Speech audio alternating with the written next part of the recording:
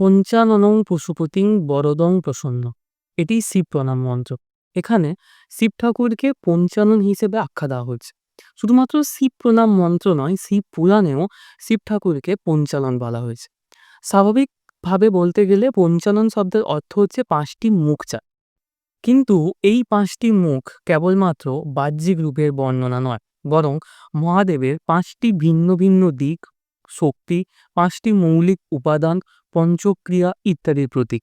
শিব ঠাকুরের 5টি মুখের 5টি নামও রয়েছে এবং এই 5টি মুখকে পঞ্চব্রহ্মও বলা হয়, কারণ এই প্রতিটি মুখই ব্রহ্মার এক একটি রূপ এবং এটি মহাবিশ্বের বিভিন্ন কার্য পরিচালনা করে। এই 5টি মুখ হল সদ্যোজাত, বামদেব, অঘোর, তৎপুরুষ এবং ঈশান।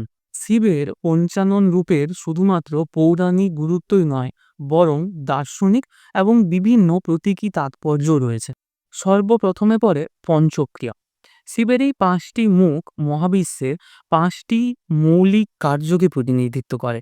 যেমন সর্বপ্রথমে পড়ে সৃষ্টি, স্থিতি, সংহার, তিরোভাব এবং অনুগ্রহ। পঞ্চভূত। শিব ঠাকুরের 5টি মুখ মহাবিশ্বের 5টি মৌলিক উপাদানের সাথে সম্পর্কিত, যেগুলি হলো পৃথিবী, জল, অগ্নি, বায়ু এবং আকাশ।